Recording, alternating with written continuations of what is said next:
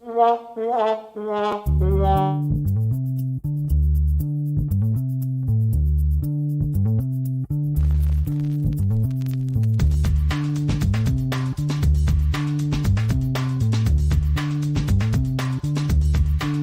to the acclaimed podcast, Deep Dive with Andy and the White Whale.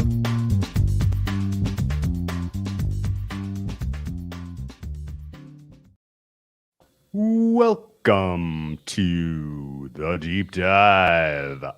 We are playing with some of our new toys brought to us by BetSperts. And Andy, I don't even know if you could tell. Could you tell even what sound effect you played there?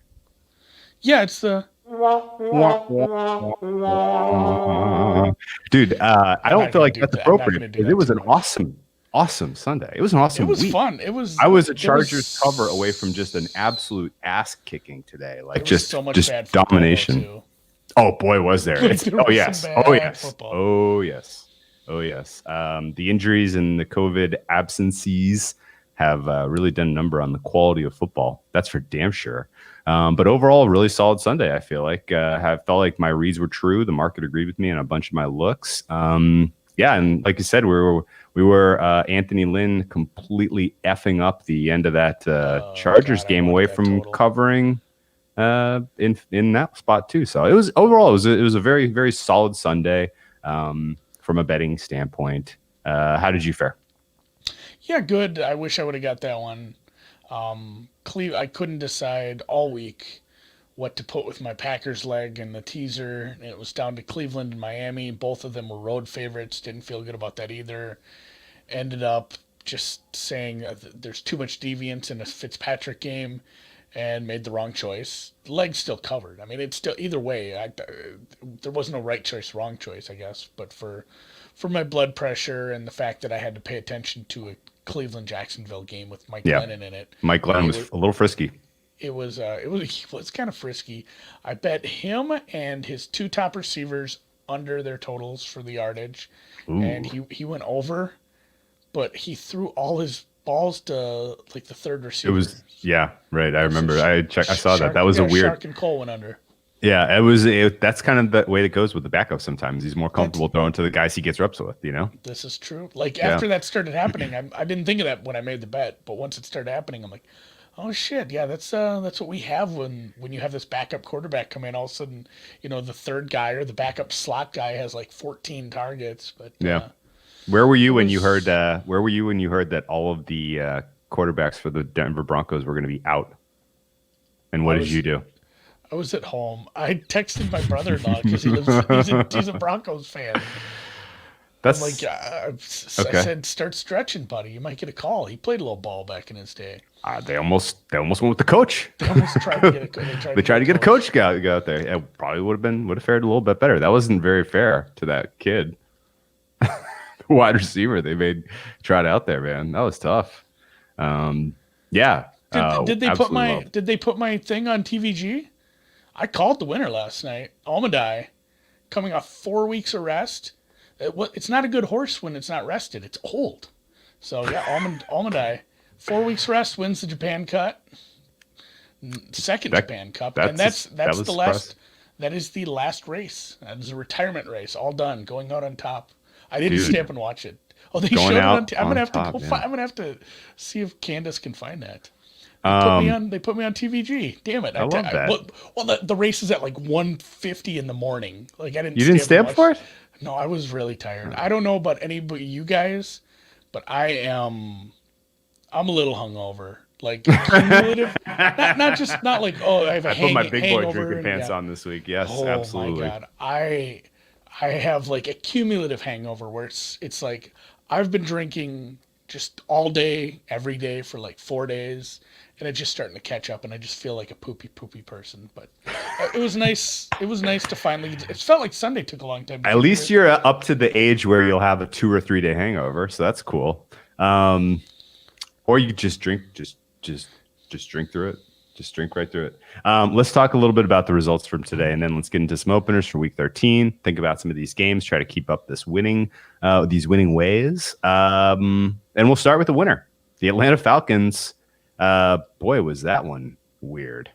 know. 43-6 was that final score. For most of that first half, I couldn't watch because every time the Falcons did something good, they would eventually, just run these absolutely terrible plays, give up, field position, give up downs and kick a field goal. And it was driving me crazy. But the Raiders could not stop shooting themselves in the dick. That was just one giant dick hilarious. shoot. It was unbelievable. Clean win and cover for the Atlanta Falcons. What did you make of that one? Yeah, and it sucks I didn't bet this because I feel like I need to go watch the stream from this morning where I jumped on and talked games with Austin. I believe this was the game where I said, like, don't take the points. Like, if you really think you want to bet Atlanta, bet their team total over, bet them straight up. Like, if they win and they beat this defense, they're just going to score a shitload of points, probably win the damn game. I said the same thing about Tampa, which if they get the ball back, that'll be the case. Actually, Tampa's inside the number right now. You never know. Although Casey's driving. Inside the number if you got it early. Yeah, if you got it early. It's hard to say Atlanta wasn't the right side. In fact, you can't say that. There's no way to say that. What? Think that's about, that's not controversial at all. No, it's a hot take. No, I don't want to say Atlanta was the wrong side, but this was like betting Atlanta last week. Like, okay. I would not have been mad at anybody for betting Atlanta last week and then watching everything possible go wrong, nothing go right for 4 straight quarters. That's what happened to Vegas today. Like, this is a good offense that scored 6 points. Like I believe Atlanta was probably the right side. I'm just joking with you. It was a play. It was a. But it's wild, like how badly this game went for Las Vegas. Like from the get go, you're just like, well, this is over. Like, no, let's do a little bit more of an autopsy because this was one where the number didn't make sense. The look ahead was pick'em. It got adjusted to 3 on no injury news except for Julio Jones. Julio Jones is not worth 3 points. Yeah, no, I'm just saying it should have been a close game. Yeah, it should have been a close game. But I think the number was right to take the points with Atlanta just because the adjustment was egregious. And this was a bad spot for the Raiders. Raiders coming off of a very high intensity game where everybody was playing up against the Chiefs on Sunday Night Football. Now go across the country and play against the Falcons whose season is over. If you're favored by 3, so you're gonna win. I mean, that was a low motivational effort, unfocused effort for the Raiders. Those happen, and there were times where I felt not great about that game until the second half. It kind of got out of control. But Gruden made some aggressive calls. That it was closer. You're right, it was closer than the final score let on for most of that game. But Atlanta playing with some pride, but they still have a weirdly. They're still coordinated. They're still a shitty coordinator. They're still like Atlanta might be the worst team to ever win a game 43-6 over a playoff team in the middle of the season. But yeah, low motivational spot coming off that last second loss to the Chiefs, but just a comedy of errors for Vegas. And I mean, they probably should have scored a little more, but yeah, Atlanta the right side. The under coming in, probably kind of a bad beat if you were on totals there. Yeah. That's rough. A lot of field goals for Atlanta. They continue to kick a ton of field goals. So we're looking, well, not only that, but like 25, 26.5 plus 1.75. So like Vegas's team total was probably at 28. They scored 6. When you get a good offense, I mean, indoors, Atlanta's defense is mighty. They're amazing. Oh my god, a good offense indoors against a shitty defense that goes 22 points below their team total. That's how you lose an overbet. But all right, well, yeah. Let's pivot to a loser and how I lost an overbet on the Arizona Cardinals and the New England Patriots. This was a very weird game. Started strong. I don't know how Arizona lost this game. I don't know. I don't know how Arizona is going to have a tough time figuring out how they lost this game when they review the tape. It was one-way action for Arizona for most of this game. They do not get any. They had a 7-minute drive to end the first half. That it was weird because it was like they were not playing with urgency, but they get down to the goal line. They get a touchdown on third down. Go to review the tape. Nope, he was down at the 1. They let the clock tick down to 2 seconds and then go for it on 4th and goal. I didn't get that. I mean, if you're going to go for it on 4th and goal, go for it with 30 seconds and make the Patriots snap it at the, on the 1-inch line if you don't get it. I didn't get the decision making. Cliff Kingsbury coached poorly today. Kyler Murray wasn't really interested in taking deep shots for most of 3/4 of the game. It looks like maybe the shoulder injury is a thing for him. Overall, it was there was a lot to be had against this Patriots defense, and they just couldn't make it happen. 17-17 tie. They drive the field rather than going for the jugular and getting the touchdown. They settled for a field goal attempt. Second time this kicker has cost them, end of game scenario where, had a chance to take the lead at the end of the game and the kicker misses. And I don't know. It was a sloppy, weird, ugly game. I don't feel like the under was a bad play in hindsight because Arizona was determined to, try to play ball control and really, they had one drive where they had 7 plays. They maybe went 20 yards and they ate 4 minutes of clock. Like they were on a mission to kill the clock in this game. I think the design runs that we used to see for Kyler Murray are not a thing at this point because his risk of injury. He pulled it back a couple times where it seemed like he was going to run in normal situations, like, he'd run this and he'd throw it away or he'd veer out of bounds very quick, where I think maybe his shoulder was feeling okay through a throwing motion, but maybe getting hit was not what he was looking for. So it kind of led to a little more conservative, I don't want to say conservative game plan, because some of that isn't game plan. It's, what do you call the shittiest kind of comedy that they do and they make you throw out improv? Improv. The shittiest kind. It's the worst kind of comedy. But it was a lot of improv on his part, and when he's not doing that, that offense isn't going as well. I don't want to put any of that on the missing Larry Fitzgerald. I don't think that's a huge part of the offense at this point in his career. The guy would probably make a great coach, but all day, that was an ugly all day game. Trey got it too. There was just a brutal block on the punt. Yeah, there was a lot that over was cursed. I regretted being on that entirely for the entirety of the game. Didn't watch much Giants Cincinnati. Giants escape with a win. Is that a fair way to characterize that? There was a kickoff, run back. Quarterback. It's not like he's a good quarterback, but a lot of teams playing with backup quarterbacks, so it's not like we can feel bad for him. It happens, but yeah, the run back was something. A guy his number was 40. It's like a fullback number. I love that. That felt so weird watching him just trucking, but yeah, essentially the Giants defense played pretty well against a replacement leveler below quarterback and only gave up 10 points. Anyone that had the balls to take the Giants in Survivor got rewarded by the hair of their chinny chin on that one, because Brandon Allen had the ball late. He could have driven and scored the field goal and taken down. Did you watch any of that? They were like, no. They like towards the end of the game, it was like the Giants were just fine giving him the ball back, saying like, I don't think he can do it. All right, we dare you, Brandon Allen.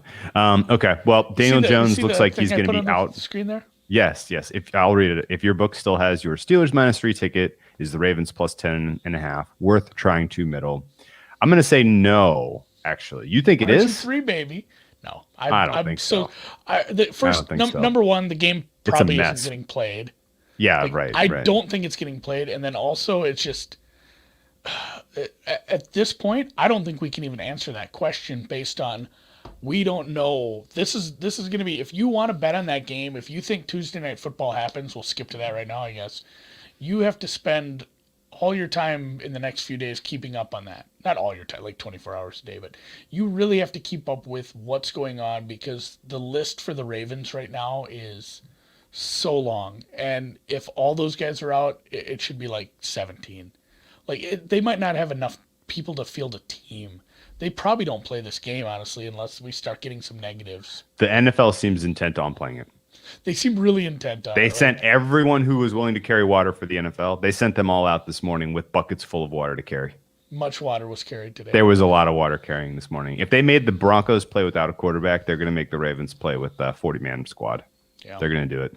But I don't love shooting for the middle here. It's tough to say what you're going to get in terms of you could have anything. It could be a Denver-esque kind of thinness at multiple positions where it's like, oh no, like everyone's gone. Like they're playing backups in multiple positions in multiple positional groups. It could be pretty rough. I don't Against think a really good team. Yeah. If your Steelers -3 is live, wait till halftime. Yeah, cheer. Wait till halftime. Wait, get a feel for what's going on in the game. Because honestly, like if you had made any projections about what you were going to see from Denver today, and then you saw one drive, you knew it was you knew what was up. Like that was pretty telltale. And I think you could see the same from the Ravens if you just like if it's as bad as we think. Offense. Yeah, this is not an NFL offense / an NFL defense / Steelers are they're not full strength either, by the way. So I don't know. Yeah, but the COVID people they have are much more impactful and many, many fewer people. So that's true. Okay, it'll be interesting. Anyway, let's keep moving down. If we get it Tuesday, we will do a halftime show. For the long arc here, NFC East notes. Daniel Jones, somewhat serious hamstring injury, so he's probably this is a Colt McCoy time. A lot of backup quarterbacks all of a sudden, and boy, do backup quarterbacks make for bad football. Off the top of my head, probably like 10% win prop. I don't have a high rating on Colt McCoy at all. He's probably depends. Yeah, I can pull up my Z scores, but Daniel Jones I think is a capable NFL quarterback. I think he's never going to be above. He's never going to be above half. He's never going to be above midway in my mind in my rankings for NFL quarterbacks. But he's definitely proven he's a starter in this league. Colt McCoy is not. That's why he's backing up Daniel fucking Jones. Right. So just kind of keep that in mind as we go through the next week's card. Another hair of their chinny chins. You mentioned it. Cleveland Browns squeak out a 2-point win thanks to a 2-point conversion attempt stop at the end of that game. Mike Glennon, Jacksonville Jaguars, frisky as can be. They scored some points on this Cleveland defense, which was missing everyone. No Ward, no Garrett. Cleveland can be scored on. That over was a solid play. I'm mad as hell that I didn't get down on that, but I didn't know what to expect from Mike Glennon. Cleveland on offense is they are just like floating, right? Like they are just on cruise control. There's not really like an identity that you can glom onto. There's no rhyme or reason for the sequencing or play calling. No, it's weird. I don't have a good feel for this at all. By Baker. I do not know. Baker missing some wide open people. It's been trying. I've backed the Browns a couple times now. I'm really curious. I'm really curious how you think they match up against Tennessee when we get to that game for next week, because that's an interesting handicap. Let's keep moving down the card here. I don't know. Jacksonville's not the team I'm ever going to back, but they fired their GM, by the way. So Marone's probably on his way out as well. Clean house in Jacksonville. Clean house in Detroit as well. RIP in peace, Matt Patricia. Not. Carolina, Minnesota. What in the heck was going on in this game? A couple of defensive scores. Flip this on its head, where all of a sudden Carolina was looking amazing and like, oh my gosh, what happened to Minnesota? The wheels are falling off. Minnesota rallies back and gets the win. What were your major takeaways here? This was my only second half position. I doubled down on this. I had this over.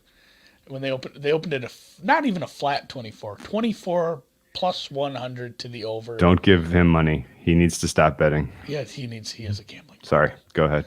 But yeah, I took a second half over, and if you remember the Bears second half over that we took, where the opening kickoff was returned, which did not get home, by the way, which was wild. If that's a perfect start, Jeremy Chin housing 2 touchdowns on defense in consecutive plays was also a perfect start. I mean, it was like the first 2 minutes. I wasn't even mad when nobody scored for the rest of the third quarter. Essentially they did. It was like the very first play of the fourth quarter. I believe there was a score. But yeah, Minnesota was probably the better team here. But when you give up, like, it is a damn shame if you backed Minnesota. Because I'm not 100% sure Carolina tickets should have got there. Like, you got 2 fluky-ass plays. And granted, Minnesota's a sloppy team sometimes. They changed their approach, though. Minnesota only outgained them 387 to 374. It was a very, very, very close YPP. First downs were pretty close. Penalties were fair in this one. Number of punts were equal. 3 fumbles lost for Minnesota Vikings was the pretty clear differentiating factor there. Yeah, and that's where I'm fine with all that being close. I just think Minnesota was better. You know, the stupid cliche bend but don't break on drives. Sure. That kind of thing. And then just also they're a better red zone team. They're a better third down team. They're not a good team.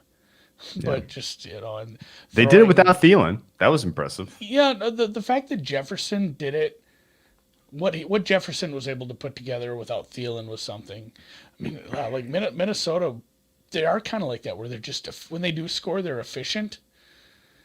They had a blocked field goal too. Like that was a 50-yard drive that they got no points off of.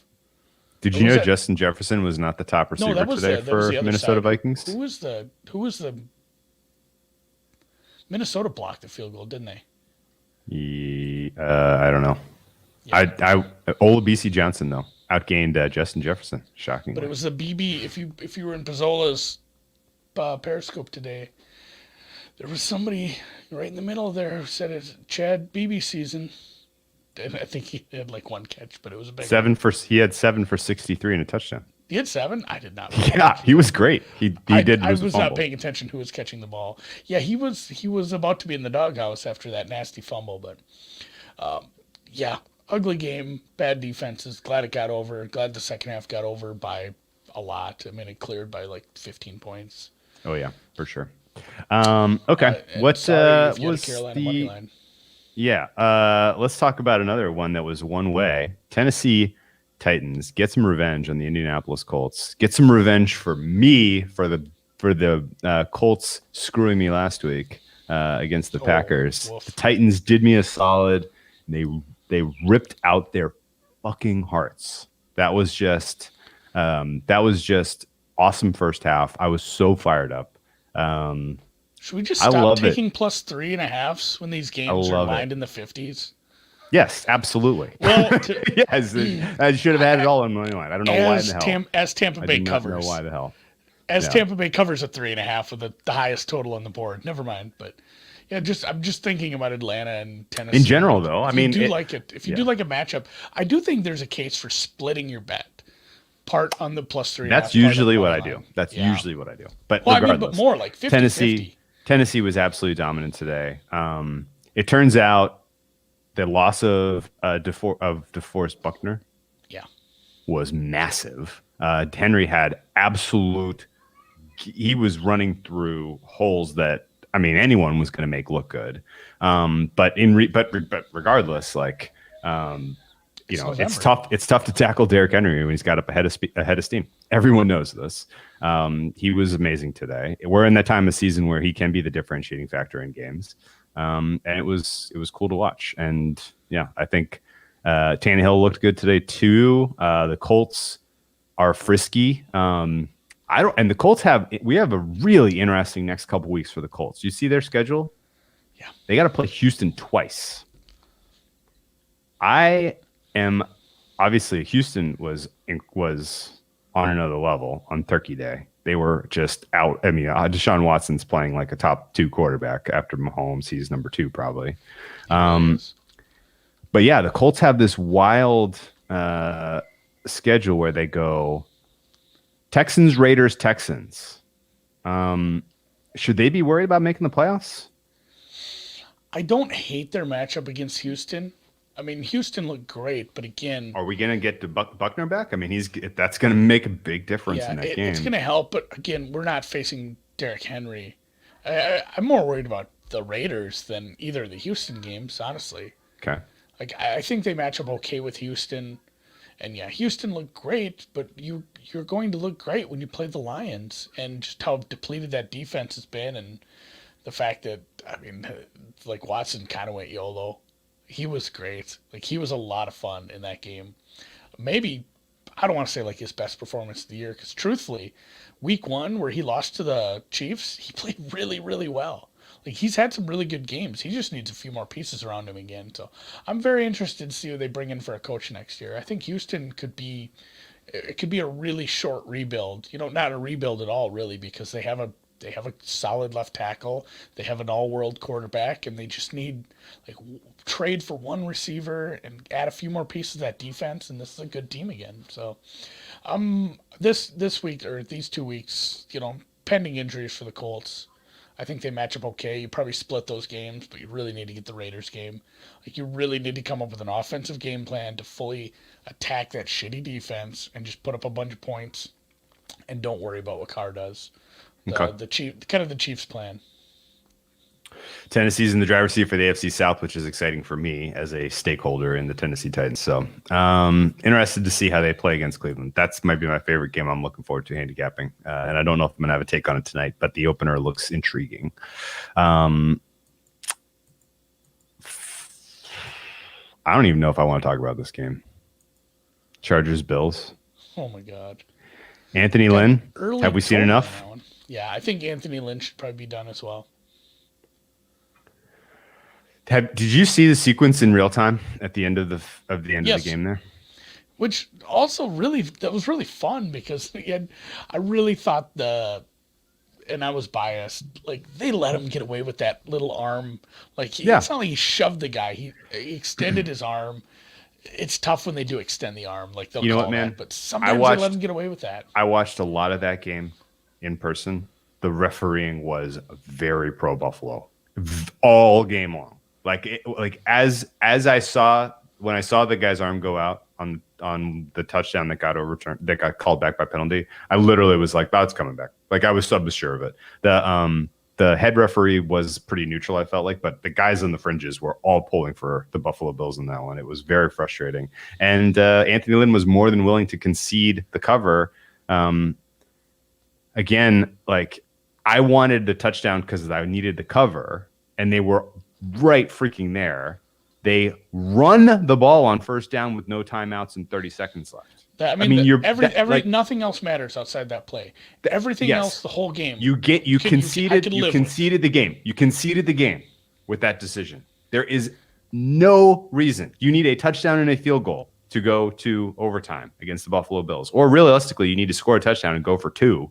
And then get the onside kick, and then if you didn't get the go for two, then you try to get a touchdoation again. Hail Mary. You would have had time. You needed to score on that play. You needed to score on. Yes, you needed to. Yeah, you needed to get your guys in line of scrimmage, spike it if you need to think about it for a minute, but you need to throw into the end zone. You have one shot to throw it into the end zone to get the touchdown. If you do not get it on that shot, then bring out the field goal unit, kick the field goal, try to get the onside kick, whatever. I don't care. But that was the handoff. I couldn't believe what I was seeing. I was like, "What?" I'm like, I couldn't believe it. When he got the ball, when he got the ball, I'm like, he has to get in, or the game's I thought the game would just be over. I thought that would be the last play.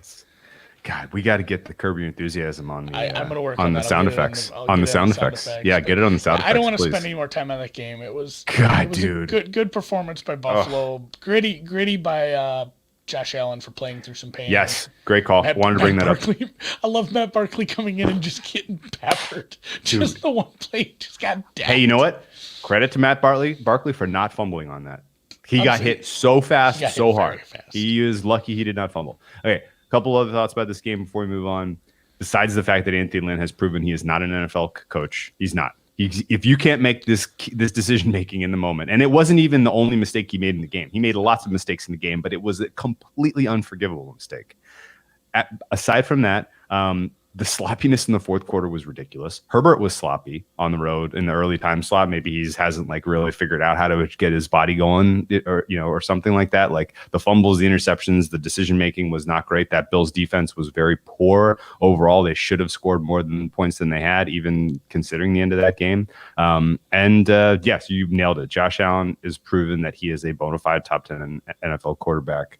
He played through a really tough hit. That play before Barkley came in, I thought he was done for the game, maybe for an extended period of time. He came back in and he got a rushing touchdown, I think, on that drive, right? Or shortly thereafter.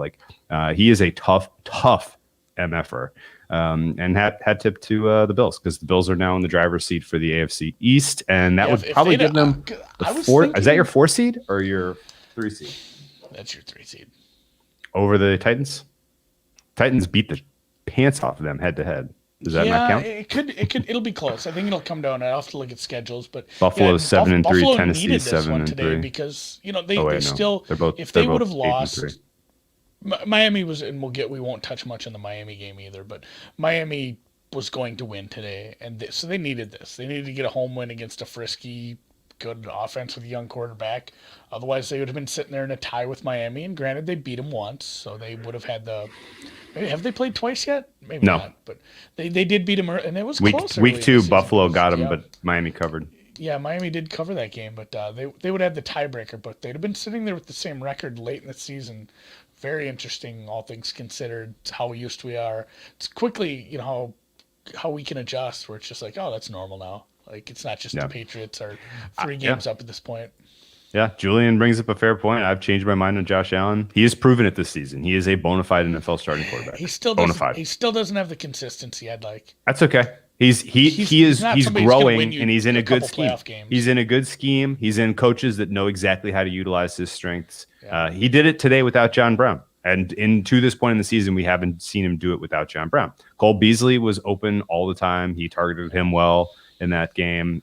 He made some nice passes. He got a nice pass to Gage. He had a nice pass to Diggs. He had a nice touchdown pass, nice touchdown run. Josh Allen had a really solid day. And he's a bona fide starter in this league. He's made an amazing step forward this season. Sure. Amazing step forward this season. I still worry about, like, he's not a guy. Like, I worry about this franchise because he's not a guy who can probably not win you multiple playoff games. Like, you're not going to win a Super Bowl. Clip this for when they do, I guess. But you're not going to win a Super Bowl with Josh Allen, so you're going to waste.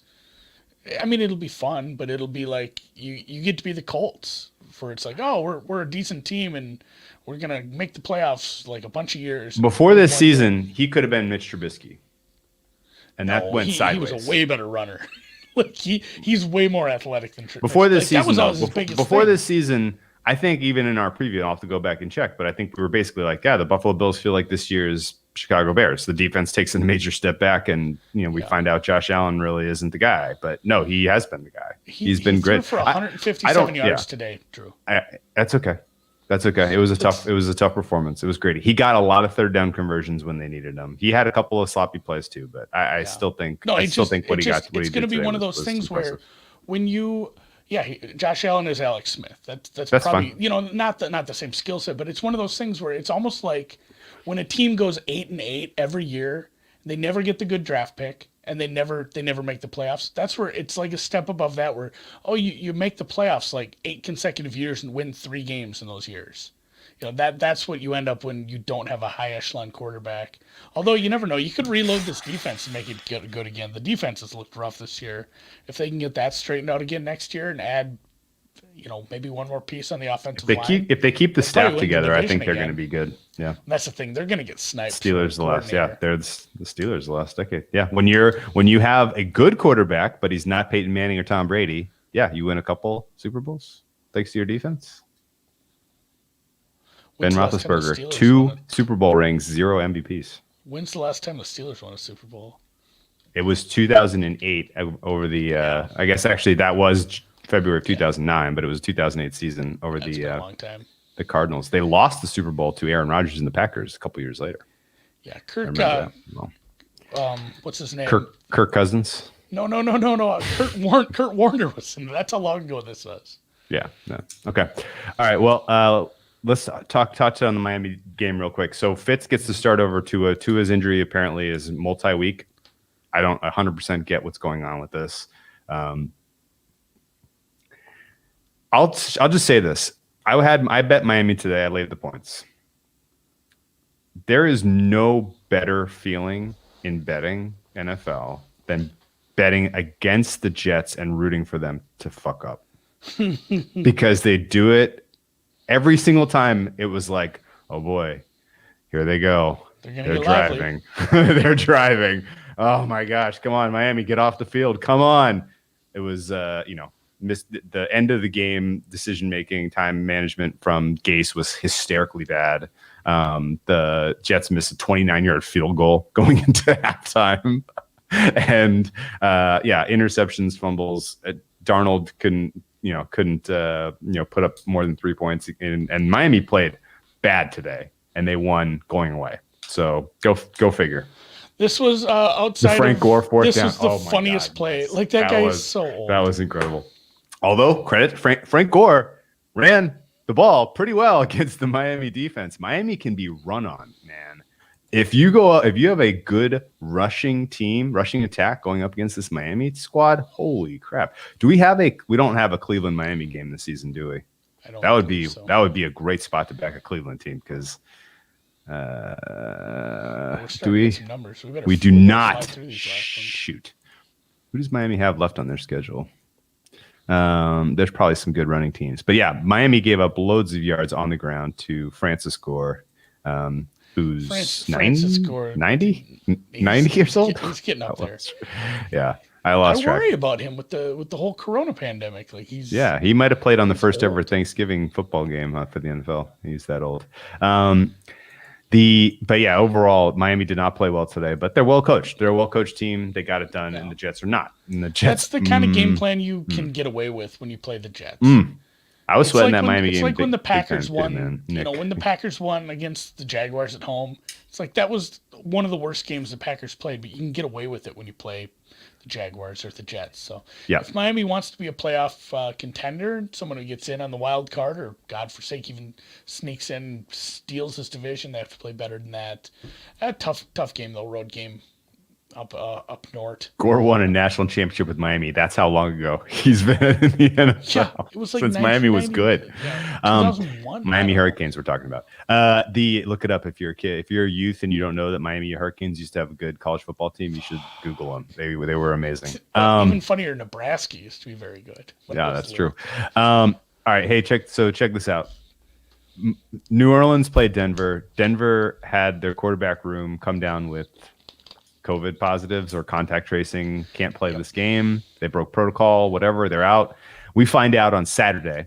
The line was up in some places. Some paperheads didn't get it down quickly. Some Canadian gas stations. Yeah, there were some ways to take advantage of this, but not a ton. They reopened it, and the Broncos were 14-point dogs.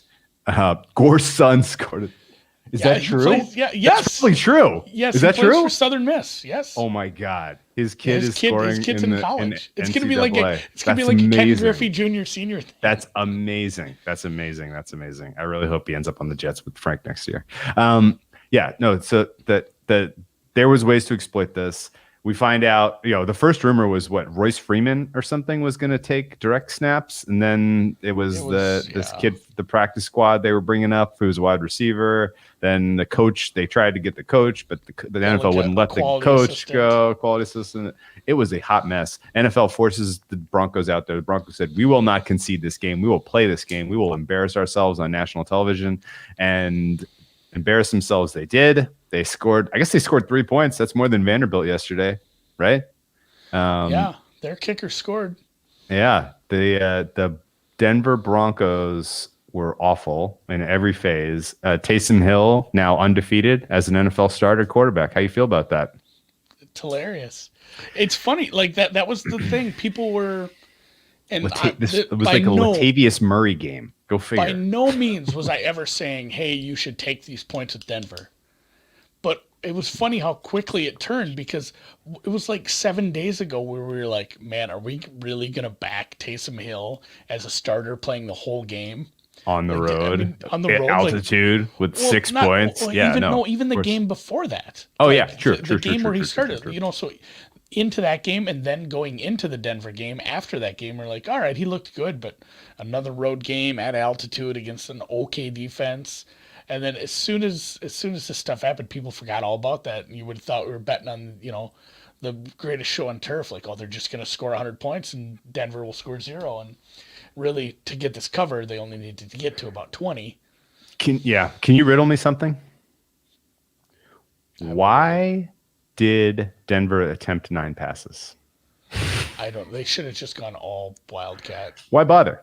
Honestly, the quarterback was 1 for 9. He had 2 interceptions. Jared brings up a good point. More interceptions than completions. or some Is that a screen first? passes. Like, Is it the first time we have more interceptions than completions for an NFL quarterback who played the full game?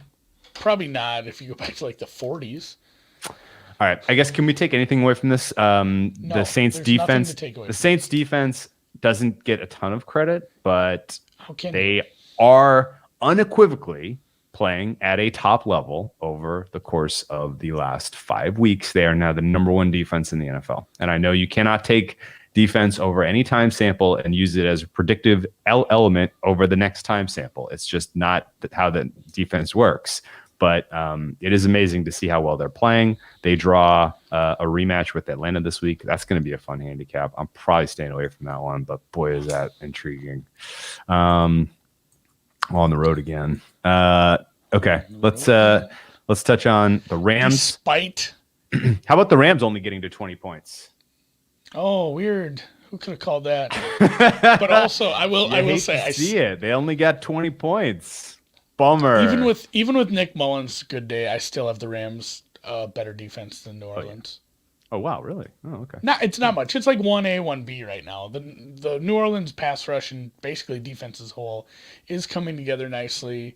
I'm pissed it wasn't earlier in the season when I really was letting my priors run wild and thinking they would be good, but here we are. They are getting better. And yeah, we are having lines pop. We have one more game. Yeah, this is why the chat is the greatest. We ask a question: has it ever happened before? Chargers in '98. Brian knew off the top of his head. Sorry, go ahead. Oh no! Somebody put that in the chat earlier. Chargers '98. It was Ryan Leaf, 1 of 15. Yeah. Oh, Joe. Yeah. Jade 93 had it too. All right. Rams. I don't take away anything of this Rams Niners game. It's the rock paper scissors like we talked about on the podcast. Shanny beats McVay. McVay beats Carroll. Carroll beats Shanny. And on in perpetuity. The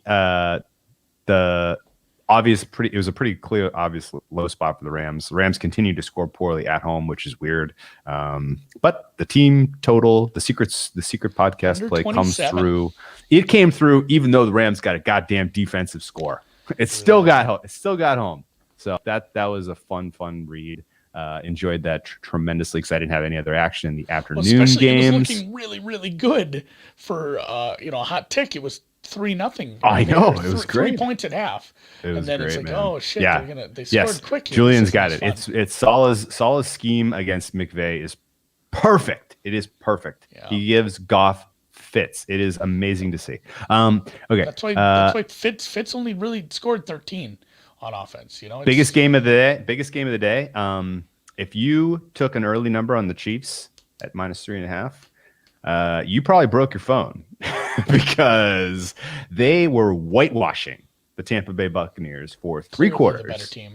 Clearly the better team. That was not a 3-point game by any metric other than the final score. And yet here you are. If you have Tampa Bay +3.5, you're a winner. If you had Kansas City -3.5, you lose.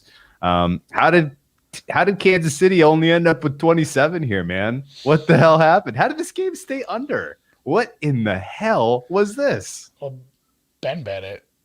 Oh, that was his chase game. He went 4 units on the over, so it was always destined to land just short.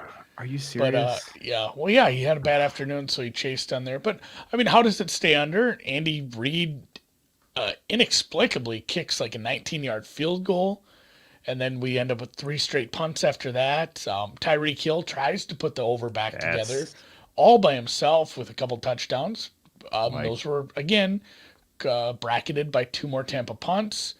And then it got a little hairy again where they got down there. What was it? I'm looking at the drive chart now. I got it up now. So they go 12 plays, 65 yards, and it ends in a fumble. Amazing. The Mahomes sack fumble where Golston gets it. So you end up with a long drive there by Kansas City that ends up with no. How far did they get down there? They were at the Tampa 8. They were at the 8, right? 8. Yep, they were at the 8. So you end up with first and goal, and then Tampa goes for a long drive, touchdown, and then another one where it ends up with Kansas City taking 4.5 minutes off the clock, only kicking a field goal. Yep. So you had another field goal to lead off the second half after a 4-minute drive, and then just there was 2 interceptions on some longer drives. That wasn't super long drive. Were there picks in this game? None of them were long drives. Who threw picks in this game? Tom Brady threw a couple. Oh, Did he go over Tom his total? Brady. Oh, did he get to? Did he throw two? Were there two picks from Brady? This is my I favorite needed drive. two. He I did needed two. have two. Oh, that's great My news. favorite That's drive great of news. this game. I wonder if you did Bet like the Online under, will. I wonder if Bet Online will grade those, They or will. if they'll wait for all of the legal challenges to get through the courts and really, think I bet they won't hard. grade those until after the season, man. Yeah, And I bet they'll let I all bet the they'll legal avoid challenges. it if you don't get all 17 weeks. They're gonna pull a. I don't mean to slander Circa, but they're gonna pull a Circa I can see that Steelers. shit happening. I'm worried about a few of my bets because if we don't get all 17 weeks, I think the way some of mine are worded, I won't get paid on them that are clearly winners already. So, anyway, I'll stop celebrating then. To close on this one, my favorite drive was a 9-play, 25-yard drive that took 6 minutes and 23 seconds off the clock. Which Wow. is that ended up in a punt. That's where they did end up getting quite a few holding That's like calls. hard to do. Yeah, there was a overturned interception on a penalty. There was a holding, and then the roughing the passer call on JPP. But either way, it did stay under. Tampa, surprising. Tampa in the under somehow comes through, which I guess semi-correlated, but not the way I saw it going down. On to week 13. Unless you have anything else. I do not. We've eaten up a lot of time going recap. We went long recap today. There was a lot of games. There was a lot that happened. We don't have buys as much anymore, you know? I know there's no more buys. Who's got the best numbers up, by the way? I'm seeing very little at BOL. Yeah, we're going over to the Chris section. Hey, you know what?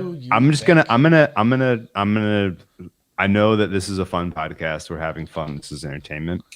I'm gonna throw a little cold water on getting too loose on this openers podcast this week because there are COVID outbreaks ripping through like every freaking team. It is crazy right now. Like we have to find legitimate good angles. Like this number won't be around. This Can I throw cold water in your cold water?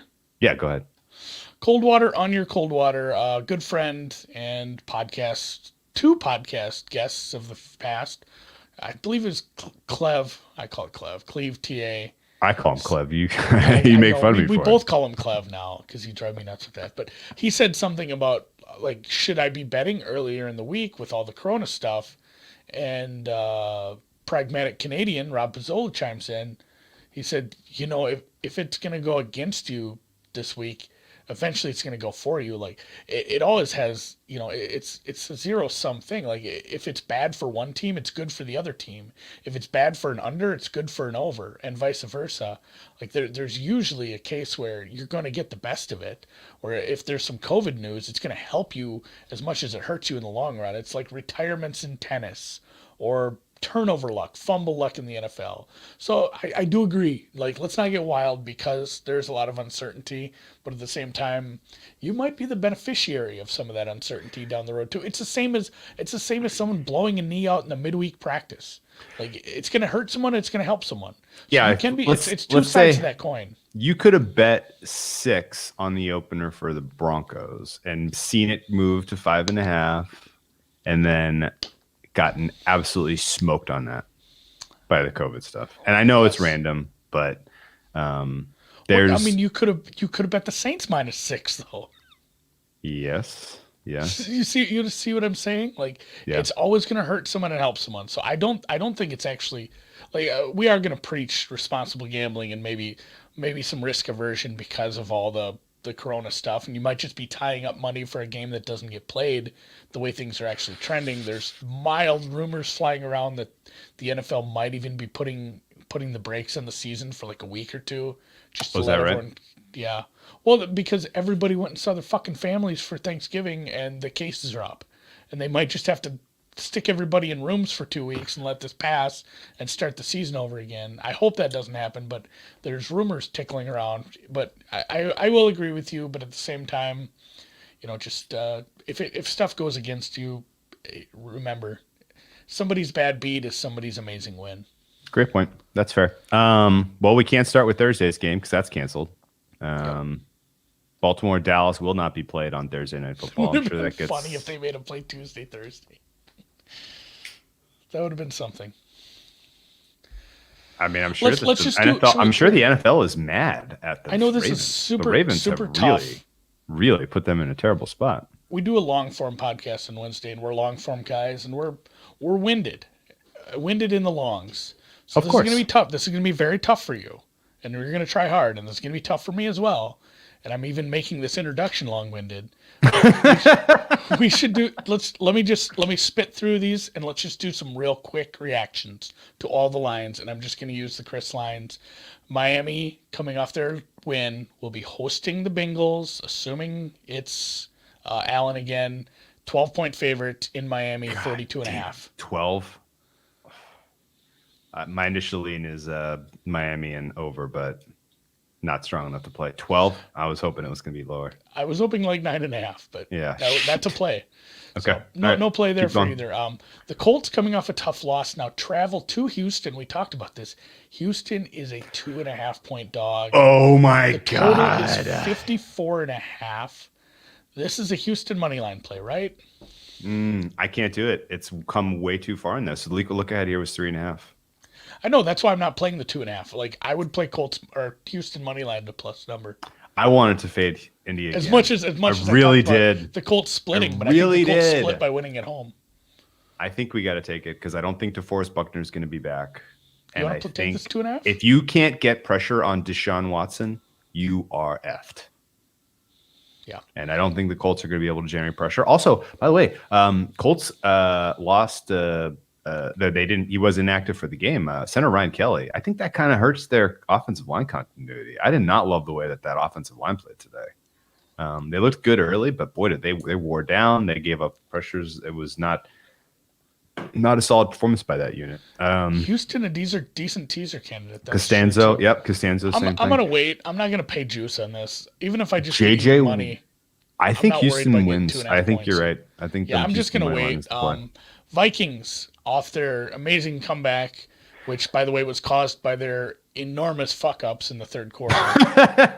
It was like, no, you know what the Minnesota Vikings game was? It was Ron Rivera's second Coach of the Year award, where he coached such a shitty team the year before that when he had a good season the year after that, he won Coach of the Year. Where it was like, oh, he's amazing again. Like, no, he was the reason they were so bad last year.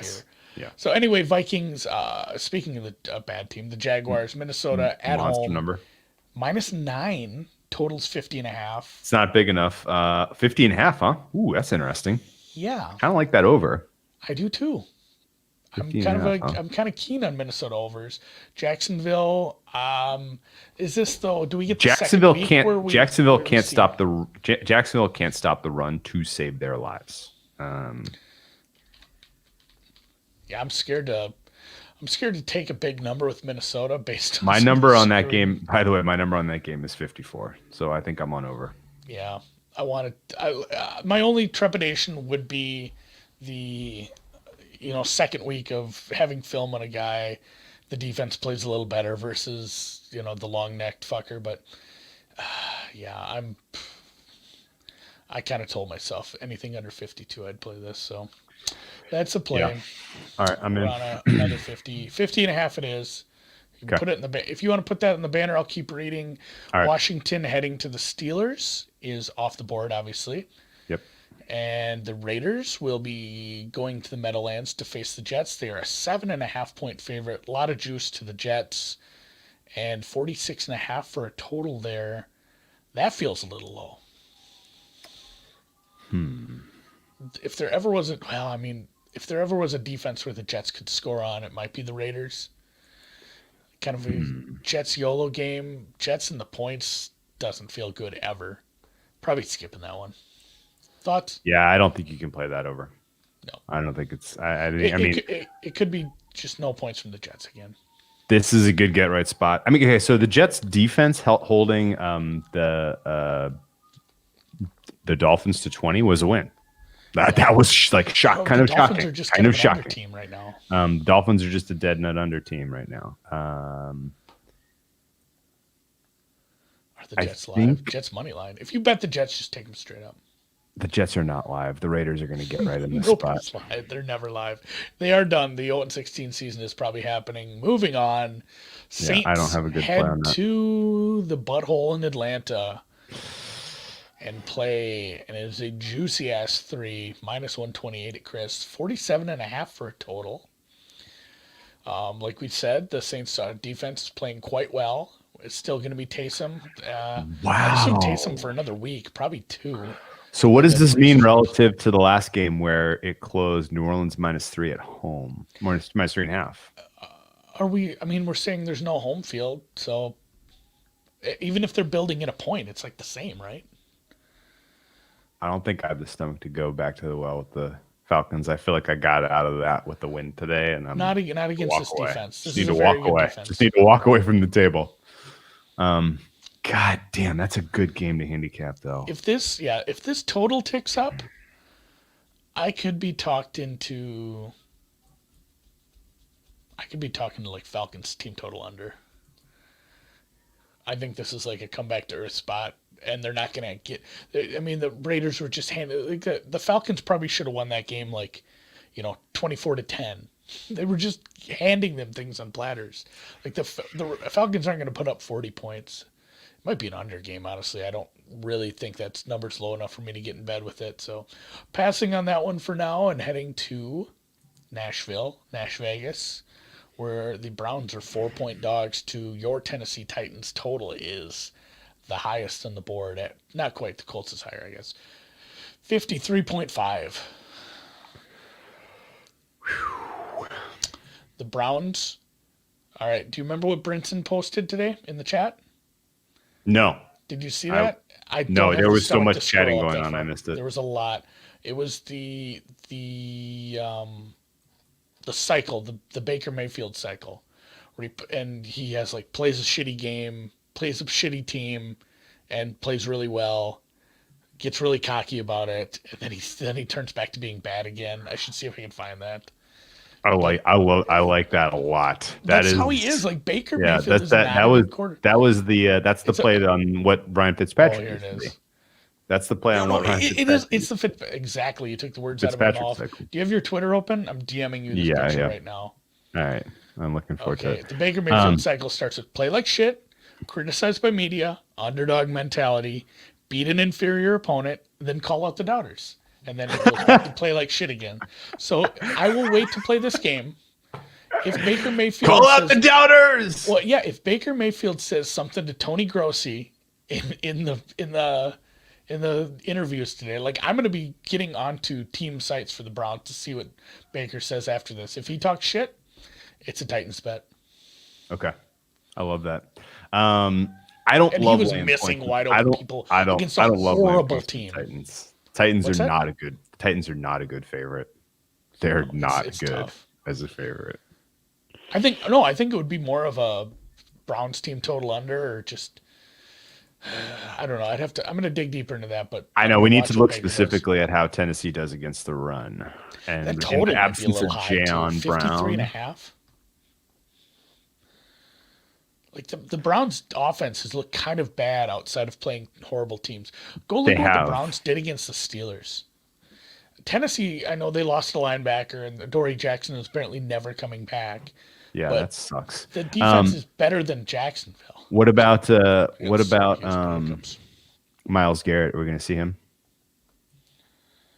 He matters a lot in this contest because the Titans' offensive line is hurt. Titans' offensive line is down a bunch of men, and they're on they're scheming ways to keep Tannehill upright. Up against the bad pass rush, they're solid. They're going to score 1 trillion points.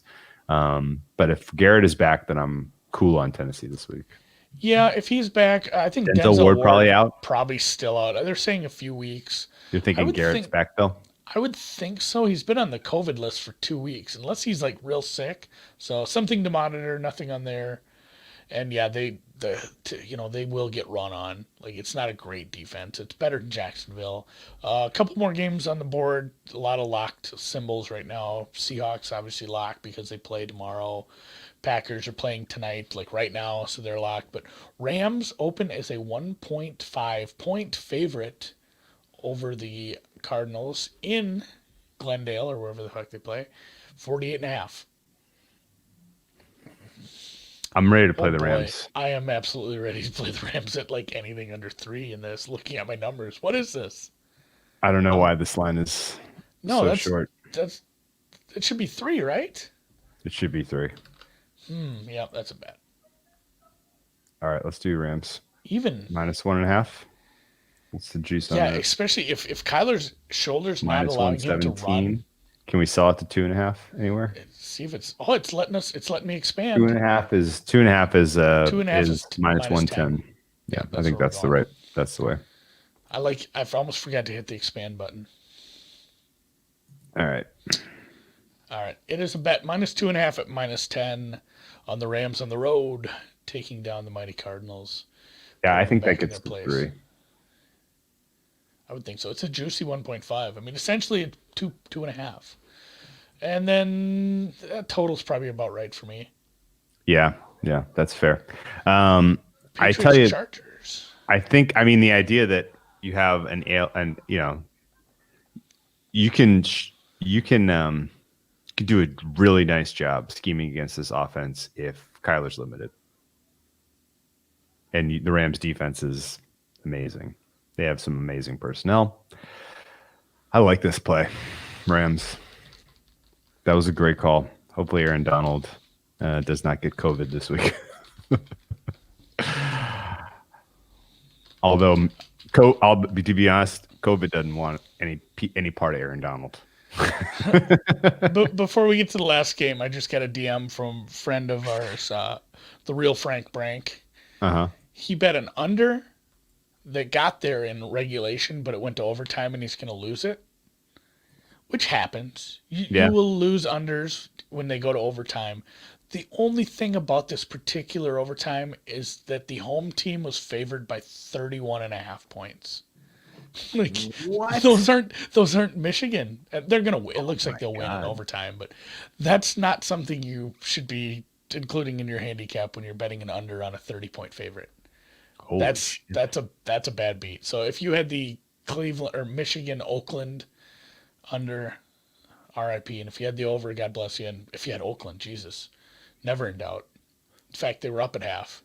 Wow. Closing with, before we game's probably kicked off by now, Chargers Patriots. Chargers are a 1-point favorite at home, hosting the Patriots coming off their win, traveling to the West Coast with a total of 49. This is the Patriots. I guess, do we know what the Patriots are going to do yet on travel? It was a bad win. Like, you don't want to win that game. No, that was not good for anyone. That wasn't good for anyone. I have an initial lean toward over 49. Herbert and these weapons against but I might need a week off from the Anthony Lynn experience. Really, the bet is, I mean, the bet is LA, and I don't think I can do it. I need a week off from the Anthony Lynn experience. I might have LA on my card. And I need, are better served losing it.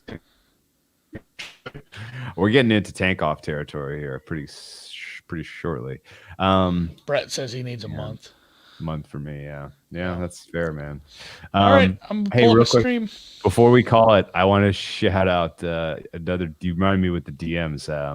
Got an absolutely solid DM from our friend Noah Rudell. I don't know if he's watching, but he looks out for these DraftKings props where they open like top passer for the day, top rusher for the day, top receiver for the day.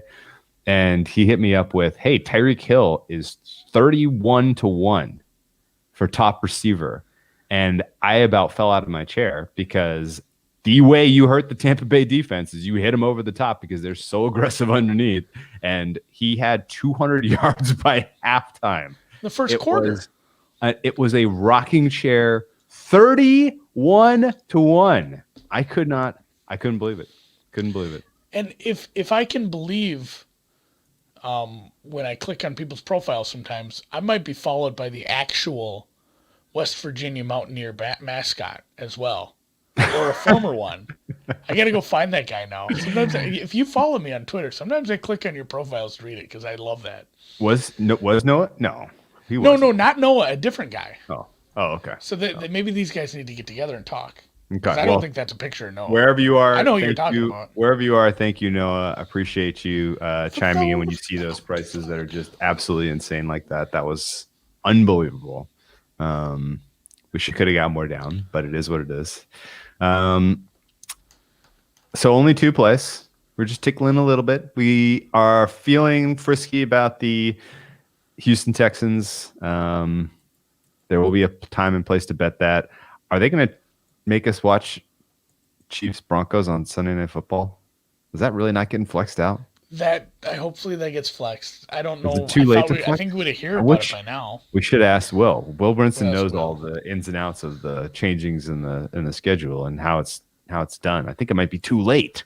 I really do not want to watch Denver, Kansas City on Sunday night next week. Really. I mean, even more than I don't want to watch Green Bay, Chicago now. But those about to rock. Bears, you got your teaser again? Yep. Packers -1 to go with, or Packers -2, excuse me, to go with my winning bet, half bet on the Cleveland Browns. So quarterbacks will be back in Denver. Yeah, they're still bad. Drew Lock is not that much better than a. Did you see the first Kansas City Denver game? It was non-competitive. Yeah. Tim's got it figured out. It's an Eddie kind of night.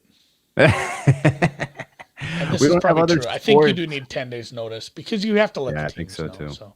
All right. Well, thanks for joining us. And if we've learned anything this week, it's that the NFL really cares about the Denver Broncos' feelings, and they really care about them and what's best for them.